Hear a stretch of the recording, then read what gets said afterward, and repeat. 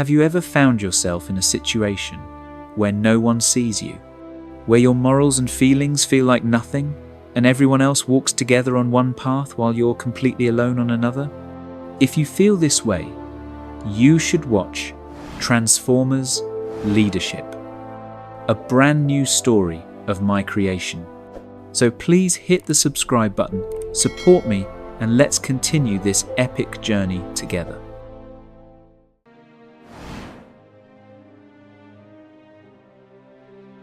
The episode begins with a scene outside the interrogation rooms, where team members are talking among themselves about the recent events and their analyses. Sideswipe says quietly to Windblade, "What do you think? Shall we bet that Orion isn't the traitor? And if I'm right, you go with me for a race."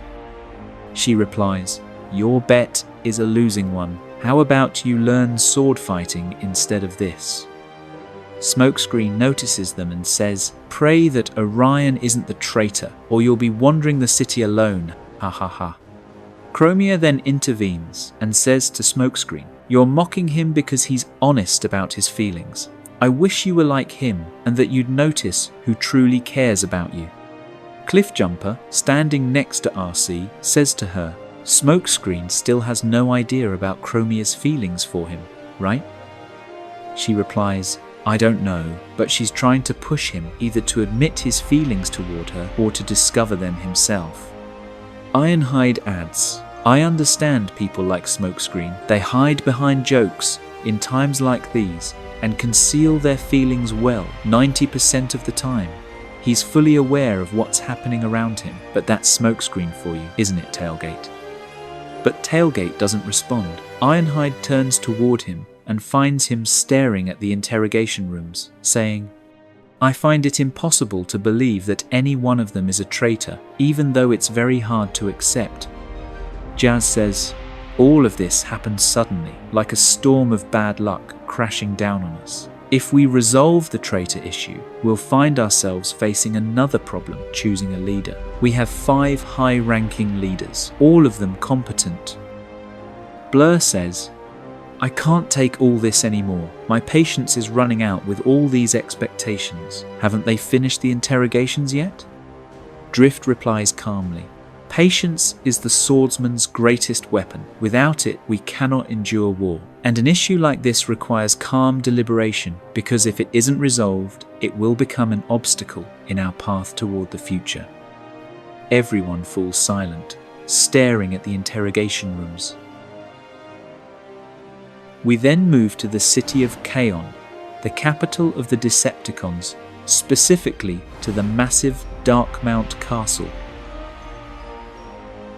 Megatron's palace. In the past, before the Age of the Primes revolt, it was a prison for the Primes after they lost the war. Megatron stands alone in the combat arena, staring at a map of the planet Cybertron. The map shows all the cities of the planet, its details, and its organic regions, such as the sand and rock zones, the strange forest, the Sea of Sarvaside, and others. At its center lies the Well of All Sparks. Megatron gazes at the matrix of leadership and says, "Everything I have given, sacrificed, and endured was to restore the rights of the Primes and their glory, and to spread the legacy of my role model, Megatronus, once more. I will not ever allow a mere metal artifact to destroy everything I have built." He lets out a roar that fills the castle. "Do you hear me, Alpha Trion?" From a high vantage point, Starscream watches him able to see Megatron, while Megatron cannot see him and says, "Luck was on your side when you escaped me at Nova City, but it won't save you again. For now, I need you to ensure the destruction of the Autobots and the disappearance of that hero. Then I will dispose of you at a moment you'll never expect, and I will become the leader of the Primes and ruler of Cybertron, just as I was meant to be in Galvatron's era." We return to Megatron, who grips the Matrix and says, "Now we shall see which is stronger, fate, or the plan I have set in motion."